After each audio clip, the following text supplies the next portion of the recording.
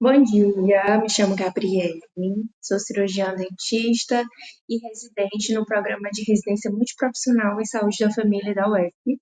Estou aqui de volta, agora na disciplina de odontologia social, e eu vou agora abordar com vocês um assunto muito importante, que é a promoção e a educação em saúde bucal, dando continuidade aqui ao módulo, né, de prevenção e promoção em saúde bucal. Então, o que seria saúde, né? Vou trazer aqui um conceito que é muito conhecido, que é o conceito da Organização Mundial da Saúde, que ela define que saúde é um estado de completo bem-estar físico, mental e social, e não somente a ausência de afecções ou enfermidades. Então, por muito tempo, a saúde ela era considerada apenas a ausência de doença. E hoje a gente já sabe que o processo de saúde e doença ele está relacionado com diversos fatores, né? E aí vocês já lembram aí aquele diagrama que eu mostrei para vocês lá na disciplina de epidemiologia, que é o diagrama de Levy-Clark, aquele diagrama de determinantes sociais em saúde, em que a gente vê que o processo de saúde doença ele está relacionado a vários fatores, tá? Fatores intrínsecos da pessoa, fatores extrínsecos da pessoa, né? Como a idade, o sexo da pessoa, o estilo de vida, a moradia, a habitação, condições socioeconômicas, culturais, ambientais. Então, são vários fatores que estão relacionados ao processo de doença. E a doença, ela não é apenas, a saúde, ela não é apenas a ausência de doença. Para que uma pessoa ela seja considerada saudável, ela tem que ter um completo bem-estar físico, mental e social. Se ela não estiver bem completamente nesses três campos, ela não vai estar saudável. Ou seja, se uma pessoa não está sentindo nenhuma dor, não está tendo nenhum sintoma físico, isso não significa que ela está saudável, porque ela tem que também estar bem mentalmente e socialmente, que no caso já é um caso bem difícil, né, de encontrarmos, então, uma pessoa que é saudável, né, trazendo assim para a nossa realidade atual. De acordo com a Constituição Federal de 1988, lá no artigo 196, né, que fala sobre a saúde, a Constituição ela define saúde como um direito de todos e dever do Estado. Então, a saúde ela é um direito que é de todas as pessoas acessarem as ações do serviço de saúde. Todas as pessoas elas têm esse direito. E é dever do Estado garantir a saúde. E aí ela garante mediante políticas sociais, políticas econômicas que visam reduzir o risco de doenças e o risco de outros agravos à saúde e garantir o acesso universal, ou seja, o acesso de todas as pessoas igualitário, independente de raça, independente de cor, sem privilégio de qualquer espécie, as ações e os serviços de promoção, proteção e recuperação da saúde. Então, um atendimento integral, um atendimento que não visa apenas recuperar a saúde, tratar aquela doença no sentido de reabilitar, mas também de promover e prevenir doenças, tá? Então, a Constituição Federal ela já traz essa importância de garantir esse atendimento integral, né? Que a saúde ela deve ser tratada de forma integral, não apenas exclusivamente recuperar a doença, mas tratar ali desde o início, antes mesmo da pessoa desenvolver uma doença. É prevenir com que ela não desenvolva. É prevenir a doença, é fazer com que ela não desenvolva a doença. E tratar se a doença já estiver presente. E a saúde geral ou saúde bucal? Elas estão integradas ou elas são separadas? Essa é um questionamento, né, que foi feito antes mesmo da Constituição Federal de 1988, né? Essa questão aí de que a saúde bucal ela não é separada da saúde geral, ela faz parte, ela é um componente inseparável da saúde geral. E aí a Organização Mundial da Saúde na definição de saúde bucal, né, porque ela tem uma definição de saúde bucal pela Organização Mundial da Saúde, ela define que a saúde bucal ela é o completo bem-estar dos dentes, da, da boca, né, como um todo, da região orofacial, e que ela está integrada, né, à saúde sistêmica. Então, se, por exemplo, um indivíduo ele apresenta uma dor de dente, né, que é uma complicação na saúde bucal, essa dor de dente ela vai interferir nos outros sistemas do indivíduo. O indivíduo ele vai ter um problema psicológico, porque isso afeta o psicológico, afeta o mental, o emocional da pessoa. E aí isso pode afetar nos seus afazeres, nas suas funções diárias. Então, isso mostra que a saúde bucal, ela tem sim uma integração com a saúde geral. Ela não é mais compartimentalizada. A saúde bucal, ela não é mais tratada como um órgão separado, como uma ação separada. Ela é um órgão que é integrado à saúde geral. Qualquer doença, qualquer agravo que impacte a saúde bucal impacta a saúde global, tá? E aí, como está aqui descrito, né, o impacto das doenças bucais na saúde global pode ser significativo e responsável por sintomas físicos, limitações funcionais e prejuízo na área mental, emocional e social. Por muito tempo, a saúde bucal ela era tratada de forma separada, né? Mas hoje, a Organização Mundial da Saúde, atualmente, ela define que a saúde bucal ela deve ser tratada de forma integrada com a saúde geral, ou seja, as promoções, as educações em saúde que forem realizadas, né, para a saúde de uma forma geral, deve incluir também a saúde bucal, tá? Tanto que a Organização Mundial da Saúde, ela determinou que as doenças que afetam a saúde bucal são consideradas doenças não transmissíveis. Então, ela está dentro da lista das doenças não transmissíveis mais comuns em todo o mundo, afetando cerca de 3,5 bilhões de pessoas em 2019 e a cada ano vem apresentando um aumento crescente, tá bom? As doenças bucais, cárie dentária, doença periodontal, câncer de boca, tá bom? E como eu falei para vocês, essa questão ela já vem sendo discutida antes mesmo da Constituição Federal de 1988, né? Que criou o Sistema Único de Saúde. E aí a gente sabe que a partir do Sistema Único de Saúde a gente tem a implementação dessas ações, né, de prevenção e promoção em saúde bucal, que antes do Sistema Único de Saúde não existia, né? Antes a gente tinha aquele modelo hegemônico, né, de que o, as pessoas, além delas terem acesso limitado, né, ao serviço de saúde, porque só tinha acesso ao serviço de saúde de fato quem contribuía, né, quem tinha condição financeira mesmo.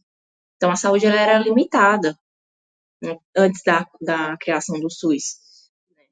E poucas pessoas tinham condições de ter um acesso ao serviço de saúde. E o acesso ainda era curativo, apenas curativo, né? De que as pessoas que iam para o hospital eram apenas as pessoas que já estavam doentes.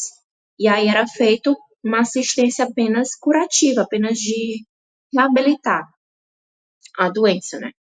E aí, por muito tempo foi pensado, né? Houveram algumas conferências que foram discutidas, inclusive na Conferência Nacional de 1988, foi discutida a importância de haver um sistema de saúde que fosse universal e que não tratasse apenas da doença, mas que também houvesse promoção e a prevenção de doenças, né? Até mesmo para diminuir a fila, a demanda, né? E ter um menor custo também, né? Para o sistema. Porque se vão muitas pessoas, se o sistema ele fica sobrecarregado, né, de pessoas para tratar doenças, o custo, eu falo em questão financeira, vai ser maior. E promovendo saúde, o custo ele vai ser menor, né? Que aí vai evitar o desenvolvimento de doenças. Então, isso foi se discutido antes mesmo da criação do SUS.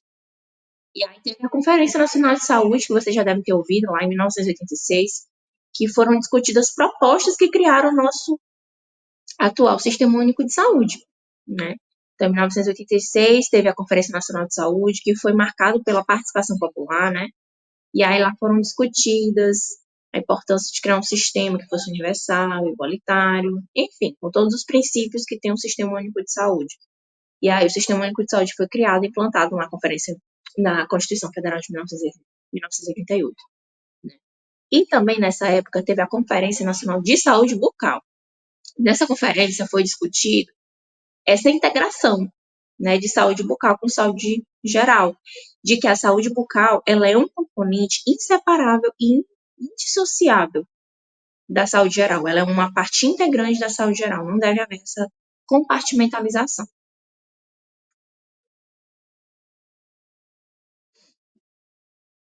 Tive aqui uma travada.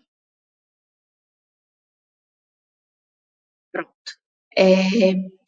E aí, com o passar dos anos, né, vai havendo esse aumento crescente das doenças não transmissíveis, por conta do aumento da expectativa de vida, porque a maioria da população, não só a população mundial, como também a população, não só a população brasileira, como também a população mundial, vem apresentando um aumento da expectativa de vida, de que a maioria da população é população idosa, né, pessoas idosas. E aí, com esse aumento da expectativa de vida, né, o aumento dessa população de pessoas idosas, tem um aumento das doenças não transmissíveis. Porque as doenças não transmissíveis, elas afetam mais são as pessoas idosas, na verdade, hipertensão, diabetes, doenças coronarianas, doenças osteomusculares. Então, essas doenças crônicas, elas vêm afetando mais a população idosa, né? Claro que isso varia de cada faixa etária, né? Por exemplo, a cárie dentária, ela é uma doença não transmissível, né, da saúde bucal, mas ela afeta mais crianças, adolescentes, na verdade. Já os idosos, eles são mais afetados pela doença periodontal, câncer de boca, né? Então, assim, varia. Mas, de uma forma geral, as doenças não transmissíveis afetam mais as pessoas idosas. E aí, a gente já conversou lá na aula de epidemiologia das doenças não transmissíveis, quando eu falei para vocês, né, sobre os fatores de risco das doenças não transmissíveis, eu comentei com vocês que os fatores de risco, eles não são unicausais. Não há apenas um fator de risco, não há apenas uma causa, né, das doenças não transmissíveis. Existem vários fatores de risco. E aí, nós temos por exemplo, a relação, a interrelação entre o estilo de vida, né, do indivíduo, alimentação, prática de atividade física. Aí também tem outros, como o hábito de fumar, de ingerir bebidas alcoólicas. Então, vocês percebem que os fatores de risco das doenças não transmissíveis estão mais associados ao estilo de vida das pessoas. E isso quer dizer, então, que para prevenir as doenças não transmissíveis, o que é importante que o profissional da saúde ele faz? Educação em saúde, para conscientizar as pessoas o que é que causam essas doenças não transmissíveis e o que pode ser feito para prevenir essas doenças. Então, vocês conseguem entender que eu fazendo uma educação em saúde, alertando essa população sobre o que causa as doenças não transmissíveis e ensinando para elas o que eles podem fazer para evitar, que no caso seria mudar o estilo de vida deles, né? Vocês conseguem entender que assim há uma maior possibilidade dessa população se prevenir com o desenvolvimento dessas doenças, e isso promove saúde. Então, isso é promoção e educação de saúde bucal. Tá? Então, lá na 74ª Assembleia Mundial da Saúde, que foi realizada em 2021, foi discutido e definido que a saúde bucal ela deve ser integrada na agenda das doenças não transmissíveis. Ações de cuidado incluída na cobertura universal de saúde, tanto na abordagem de educação, promoção, prevenção e também recuperação da saúde, tá bom? E aí ele deixa bem claro aqui que a abordagem de educação, promoção e prevenção, ela deve ser realizada e é prioridade, ao invés apenas da curativa tradicional. tá? Inclusive, tem lá na Constituição Federal de 1988, lá no artigo 198, fala que o atendimento integral é um princípio do Sistema Único de Saúde e que a prevenção ela é prioridade, sem ter prejuízo também do serviço assistencial, mas a prevenção ela é prioridade. Mas o que seria, então, promoção em saúde? A promoção em saúde ela é uma estratégia para melhorar a qualidade de vida da população. Por quê? Porque quando eu levo conhecimento para as pessoas sobre o que causam as doenças, né, os fatores de risco, e eu realizo ações e atividades que vão ser voltadas para prevenir essas doenças, eu estou promovendo saúde, tá? Então, quando for realizado essas atividades, essas ações de promoção de saúde, eu devo considerar os determinantes sociais em saúde, que é aquele diagrama lá que eu mostrei para vocês. E eu vou mostrar mais à frente, né? Que a gente considera todos os fatores condicionantes, determinantes das doenças, tá? Do processo de saúde-doença. Fatores sociais, econômicos, culturais, étnico-raciais, psicológicos, comportamentais e ambientais. Quando eu for fazer um planejamento em saúde, eu não posso considerar que aquela população está adoecendo de uma causa única, porque o ser humano ele não é estático, o ser humano ele é dinâmico. Então, ele tem uma dinamicidade tanto no seu contexto, né, de vida, assim, de onde vive, como do que ele pensa, do que ele acredita, né? Então, para a gente fazer um planejamento para promoção de saúde, a gente tem que considerar os fatores intrínsecos dessa pessoa, a idade dela, o sexo dela, aonde ela vive, com quem ela vive, como ela se relaciona com as pessoas que ela vive, com a família dela, onde ela trabalha, como que é a relação dela com o pessoal do trabalho, do que essa pessoa ela tem adoecido, qual é o histórico familiar dessa pessoa, de saúde. Então, a gente precisa considerar todos esses fatores no planejamento das promoções de saúde e educação em saúde também. Então, é entender que o indivíduo ele não é estático, o indivíduo ele é dinâmico, né? A gente precisa considerar todos os fatores que determinam e condicionam o desenvolvimento de uma doença. Existem os fatores intrínsecos do indivíduo, a idade, o sexo, os fatores hereditários, o estilo de vida dos indivíduos, que é um fator assim determinante no desenvolvimento das doenças, principalmente as doenças crônicas não transmissíveis. Tem as redes sociais comunitárias, aí tem os outros fatores mais distais, eu tenho a educação, produção agrícola de alimentos, né, alimentação, ambiente de trabalho, condições de vida e de trabalho, desemprego, água e esgoto, serviços sociais de saúde, habitação, as condições socioeconômicas, as condições culturais e ambientais gerais. Então, todos esses fatores a gente precisa considerar quando a gente for realizar ações de serviços de saúde, tanto na prevenção de doenças, promoção de saúde e a recuperação da saúde também. Então, todos esses fatores eles devem ser considerados e o profissional da saúde ele deve ter esse conhecimento. E aí, trazendo para vocês aqui o marco histórico, né, que a nova promoção de saúde, ela foi publicada na Carta de Ottawa em 1986, em que define que a produção de saúde a produção de saúde do indivíduo ocorre por meio do conhecimento. Então, se o indivíduo ele tem conhecimento dos fatores que causam aquela doença e das condutas que ele pode estar tomando para prevenir as doenças, isso é promover saúde. Isso é a promoção de saúde. E essa promoção de saúde ela só é efetivada quando o indivíduo ele tem um conhecimento. E aí, para realizar essas ações de promoção de saúde, é importante essa integração entre promoção de saúde e atenção primária em saúde. Por quê?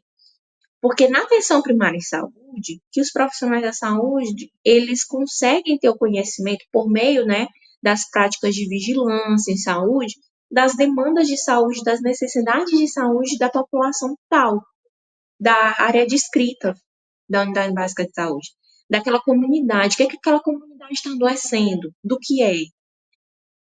Essa População que está adoecendo, ela está adoecendo por quê? Onde é que essa população vive? Como que é o ambiente que essa população está vivendo?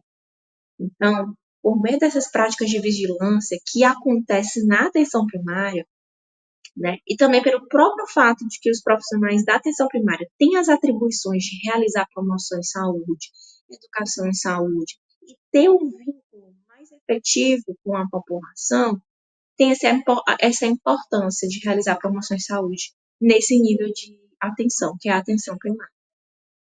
Todos os profissionais da atenção primária, médico, enfermeiro, cirurgião dentista, eles devem realizar promoção de saúde. Até mesmo a gente comunitário de saúde, ele também tem que realizar.